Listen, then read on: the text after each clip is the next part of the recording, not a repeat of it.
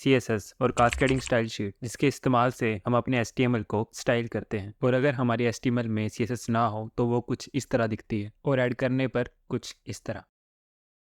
तो अब आते हैं इसके सिंटैक्स पर। सबसे पहले इसका सेलेक्टर आता है, फिर करली ब्रेसेस के अंदर डिक्लेरेशन, और डिक्लेरेशन में प्रॉपर्टी और वैल्यू। सेलेक्टर का मतलब इसके बोलने से ही पता लग रहा है, जो किसी को सिलेक्ट करता हो, और यहाँ पर ये टैग को सिलेक्ट कर रहा है। और यहाँ पर प्रॉपर्टी का मतलब है कि आप उस टैग के साथ करना क्या चाहते हो, क्या आप उसका कलर चेंज करना चाहते हो, फॉन्ट साइज चेंज करना चाहते हो, उसको कुछ बैकग्राउंड देना चाहते हो।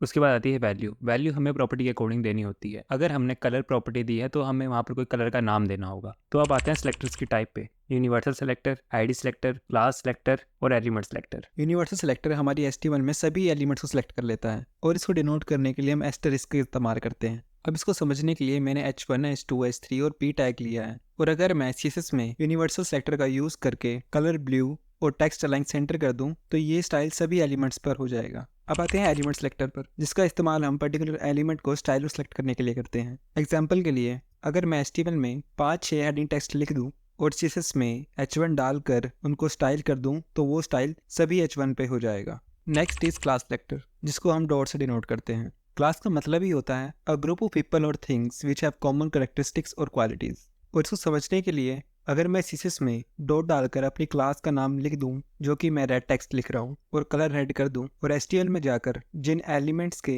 क्लास एट्रीब्यूट में रेड टेक्स्ट दे दूं तो वो सभी रेड हो जाएंगे। तो अब आते हैं आईडी सेलेक्टर पर, जिसको हम हैश से डिनोट करते हैं। जैसे हम क्लास में एक ग्रुप को सिलेक्ट कर रहे थे, वैसे ही हम आईडी में एक पर्टिकुलर एलिमेंट को सिलेक्ट करते हैं। और HTML में जाकर मैं किसी भी एलिमेंट को आईडी एट्रीब्यूट में आईडी का नाम दे दूं और CSS में जाकर हैश डालकर उस आईडी को स्टाइल करूं तो वो पर्टिकुलर एलिमेंट स्टाइल हो जाएगा। और हमारी HTML में आईडी यूनिक्स होनी चाहिए, अगर वो सेम होती है तो वो स्टाइल में कहीं ना कहीं दिक्कत करती है। तो इस वीडियो में इतना ही। मिलते हैं नेक्स्ट वीडियो में। Bye bye.